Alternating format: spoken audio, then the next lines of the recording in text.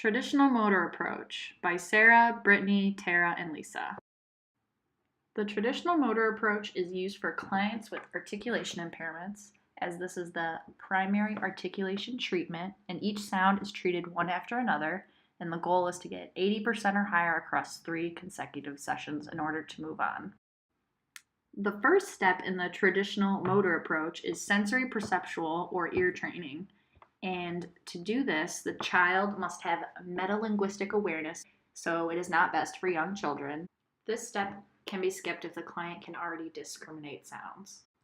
Step 2 is sounds in isolation. There are 6 techniques in order to elicit the target sound.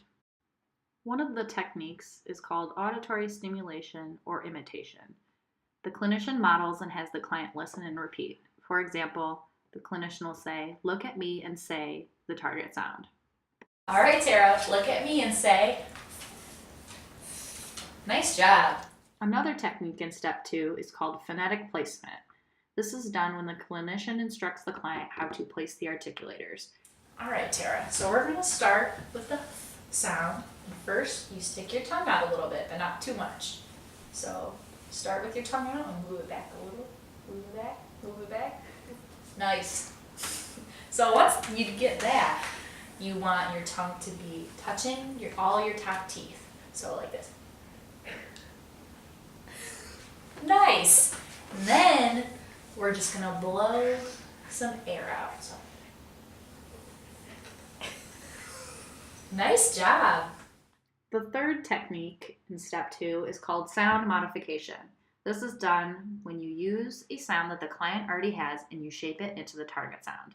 An example would be F to voiceless TH. All right.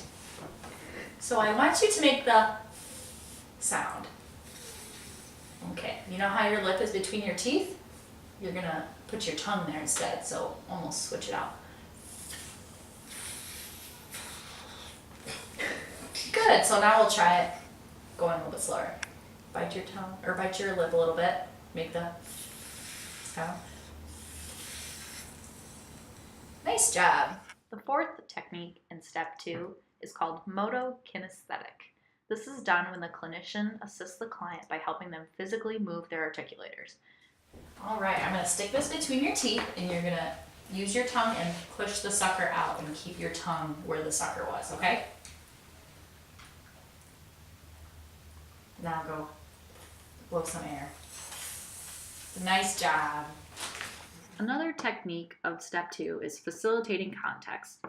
This is done by using different situations or co-articulatory factors to elicit the target sound.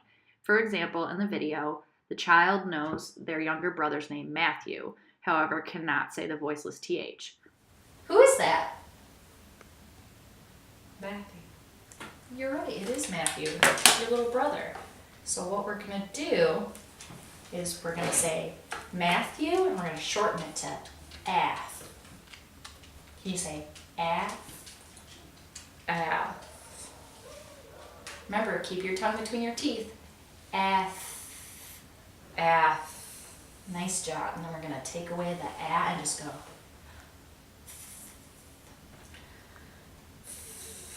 Nice job. Another technique of step 2 is nonsense syllables. Nonsense syllables are a vowel paired with the target sound. Go. Okay. So this is a little picture I have, and it has our sound with a bunch of vowels. Tho, the, the, the. And can you do them with me? The, tho, the, the.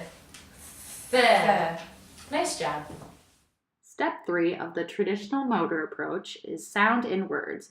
This is done when the clinician introduces variations of the sound in words. One variation of step 3 is length of the word, such as short versus long words. All right, Tara, we're going to work on some of our short words. Do you remember what this is? Thin. Nice job. What about this one? 3. Nice. Now we're going to work on some of our longer words. Do you remember this picture? Thanksgiving. Correct. What about this one? Thursday. Correct. Nice job. Another variation is the position of the sound in the word, such as initial, medial, or final. Right. Today we're going to work on some words that start with our sound.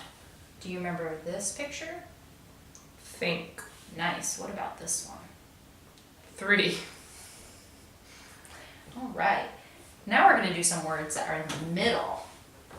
So we worked down this one. Do you remember this one? Bathtub. Nice. What about this? Toothpaste. Correct. Now we're going to work on words with at the very end. Do you remember this one? Teeth. Correct. This one? Earth. Nice job. Syllable structure is how the syllable is ordered. For example, open syllables are easier to produce than closed ones. Do you remember what that word is? Thaw. And what is that? Thigh. Uh-huh. What is that? Thought. What about that one? Bath. Mm-hmm. And then this one? Math. Syllable stress is another variation of this step. It is easier to start with the target sound in the stressed syllable. Can you tell me what that is? Bathtub. Right, and what about that? Python. Good.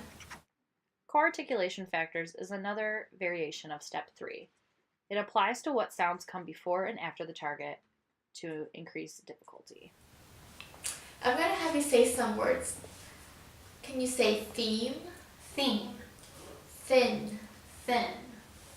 Now let's try thaw. Thaw. Good.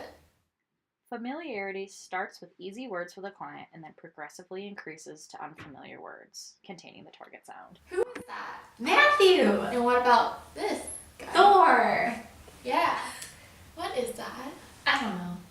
Wealthy. Can you say that with me? Wealthy. What about this picture? What is it showing? Length. Say it. Length. Good. Step 4 is sounds in structured context. This is done when the clinician uses the carrier phrase to elicit the target sound. It is important that you do not use the target sound in the carrier phrase. So we're going to play I Spy now, okay? I want you to say I Spy, and then whatever picture I show you, say that word with I Spy. Okay. So, I Spy. I spy a bath. Mm-hmm. Oh, okay. Matthew. We gotta say I Spy. I spy Matthew.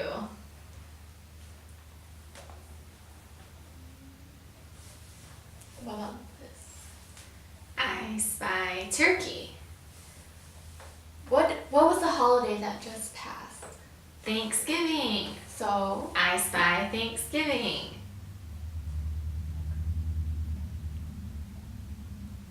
this I spy 3.